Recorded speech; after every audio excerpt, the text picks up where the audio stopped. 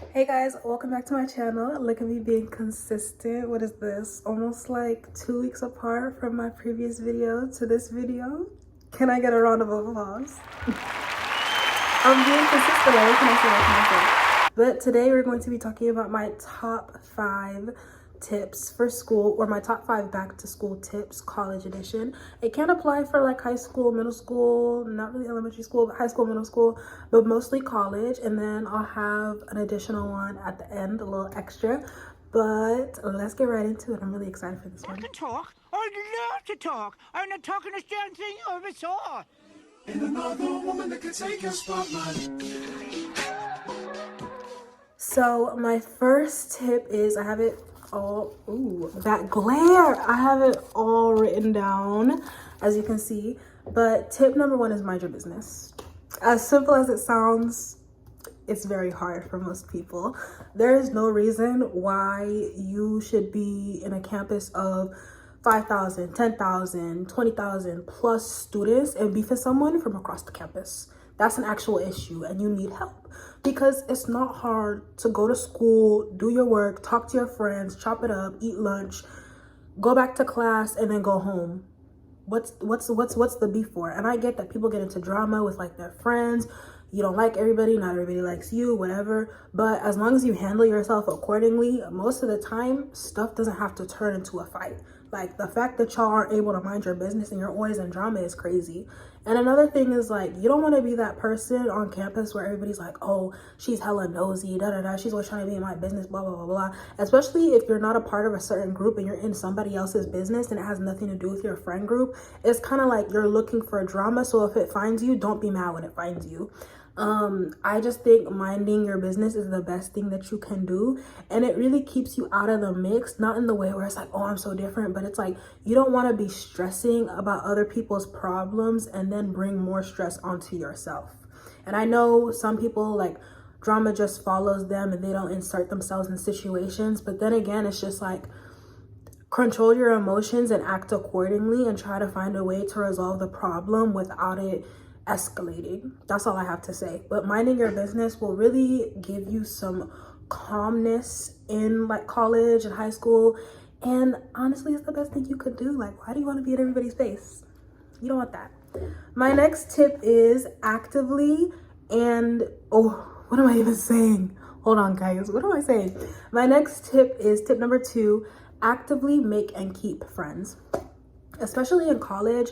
For me, I go to a community college, and yeah, we will discuss that in this video, y'all. But I go to a community college. I go to LMC. Ooh, should I have said where I go? It's not that deep. But yeah, I go to a community college, and I feel like with a community college, like, everybody's about their business. Like, they have their own lives, they have their own schedules, they have work, other classes, they have other friends, maybe outside of school, family, all that extra stuff. So it's really hard to make friends in college, one thing, and it's even harder to make friends outside of college. So now is like a really good time to be making friends with people, especially since you're out of high school and you're getting to know yourself. And it's like you're really picking and choosing who you want to remain friends with. Because I feel like in high school we get that mentality of, oh, I've known them for so long, or, you know, I don't want to start over, because in high school it can be very cliquey. But in college, there's no such thing as, oh, this is the popular person or this clique and that clique. It's really just who you end up being friends with, and those are probably the people that you remain friends with, because you really get to pick who's a part of your circle. So when I say actively make and keep friends, I mean, like, talk to them or try to talk to them on a daily basis, make conversation. Like, I recently made a friend with a girl. Ooh, what is that lighting? I recently made friends with this girl from my speech class, and you know, we have different schedules, we both have lives and all that extra stuff, but I'm trying my hardest not to bail on her. I did one time, I'm not gonna lie. I'm so sorry, girl. But for me, I'm really excited for this friendship, because getting to know people is really fun, and I love making new friends. And with community college, it can be really lonely because everybody's in the mentality of get in, get out. I'm not here to make friends, I'm focused on myself, television, and that's all great. But at the same time, like, what would you do without friends? And then it's also really hard maintaining friends because, you know, we're figuring out life, we're scheduling ourselves and all the extra stuff, but always try to make room for the people that you care about, and try to explore and insert yourself in situations where you think you can grow and where you believe you can make better connections. So that's my tip. I'm still learning how to do that, because my friends from high school that already know me, they know like, oh, I might not text back as quickly, and sometimes they'll see me when I see me because, you know, like, oh, I don't want to go out, or I'm an introvert, or, you know, my parents are tripping. But when you're introducing to yourself to someone new, they don't know your habits, they don't know you like that, so you're gonna have to put in some extra effort to make and maintain friendships, and that's totally okay. It's just put more energy into those people because it can turn into something really great. My next tip number 3 is work smart, not hard. This was in my high school graduation speech. I kid you not, I'll try to find a clip, but I said work smart, not hard. And that's how I graduated high school, and that's how I'm going to graduate college. I'm sorry.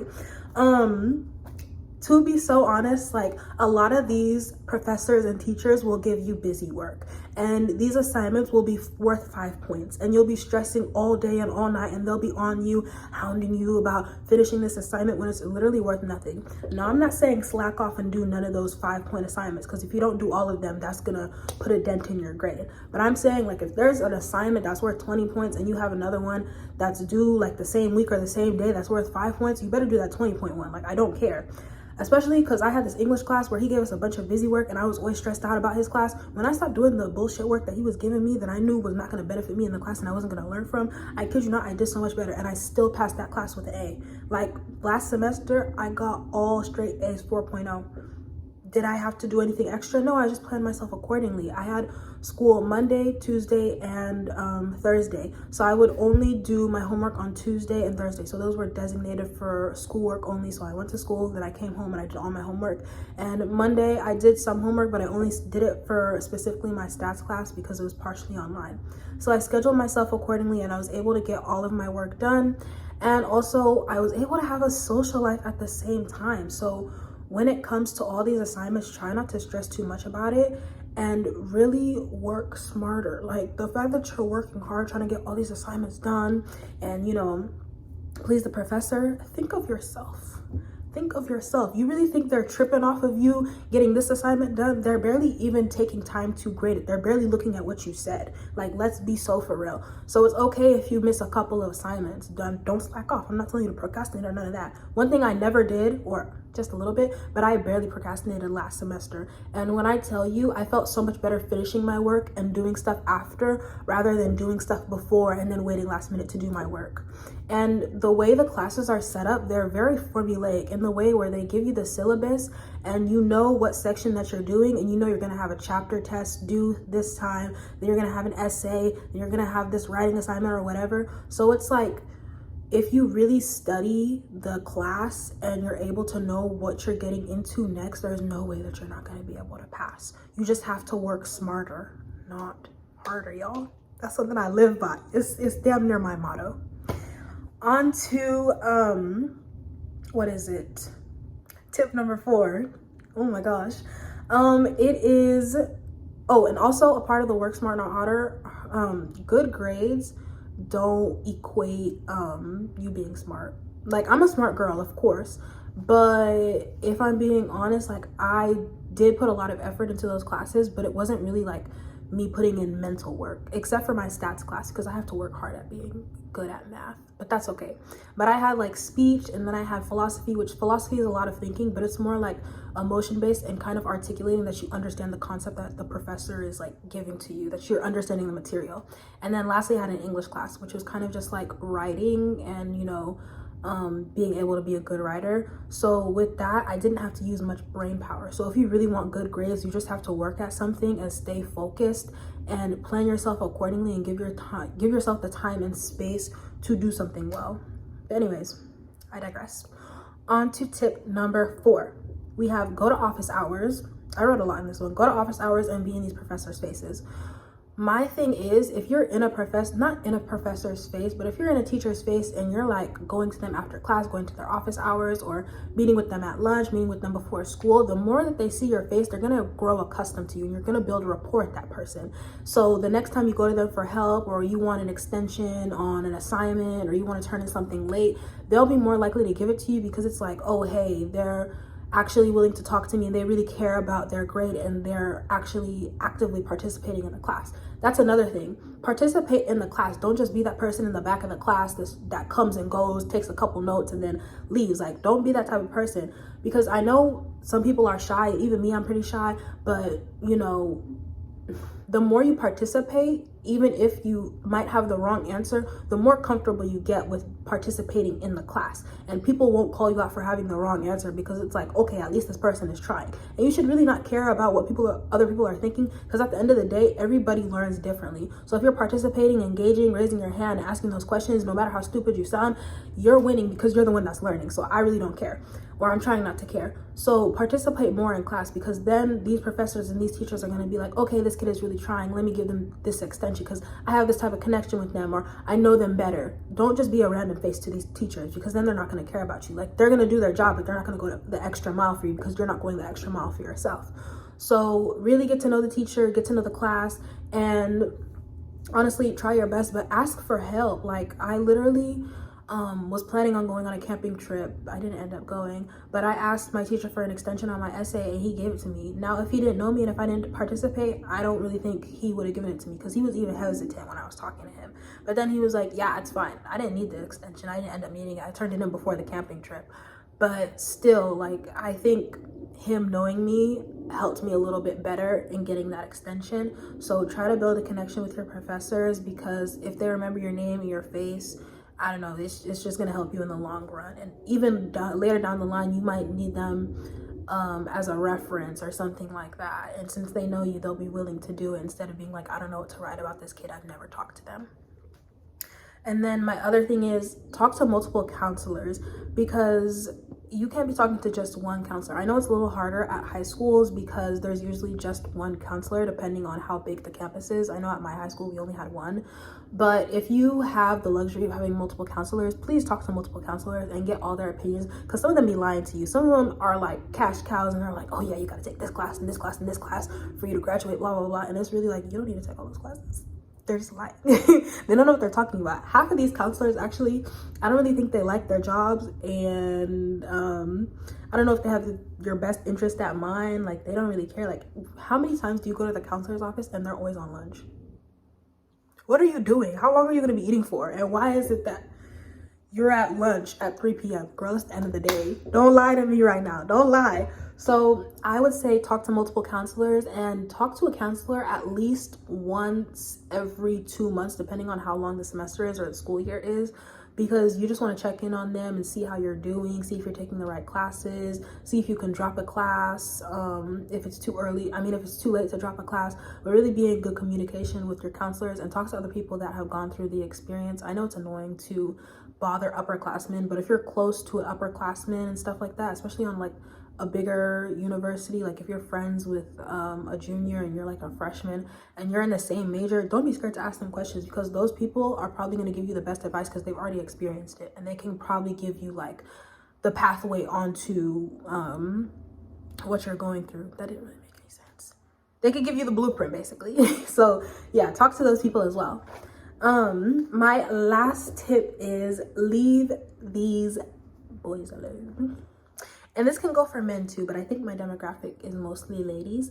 Focus on yourself, get in your books and get in your bag. A lot of these guys that are in college are not on that type of stuff. Like 18 to 22, a lot of guys are like in their prime and they're like figuring out what they want to do, you know, really just getting into their careers and stuff like that. So for you to be wanting to mess around with them and they don't even know what they want to do, and you think that they're gonna want a relationship, they don't even know what they want to do with their lives. Don't go waste your time. And I, in a way, have to take my own advice, where it's like, not necessarily like leave them alone, but just like act accordingly and mainly focus on yourself. You can hang out with them, you could get to know them, go on dates, whatever, but don't tie yourself down to something that, or don't tie yourself down to someone that you know is not going to commit to you. Like, give them the same energy that they're giving you, and honestly, just have fun, because a lot of the times, like, Chad is over here messing with Kelsey from 5th period and Tiana from 4th period, and then kissing you under the bleachers. Like, girl, you don't want to be dealing with that. And another thing with some guys in college, like a lot of them don't know what they're doing and they don't know what they want to do. And instead of their term being like 4 years, it's turned into 5 years. And you don't want to attach yourself to someone that doesn't know what they want to do or has no direction in life, because then what do you think is going to happen to you? Just tell me what's going to happen to you. Exactly. So me personally, I would really focus on myself, just have fun, relax. You're so young, you don't even need to be in a relationship right now. If you want one, that's fine.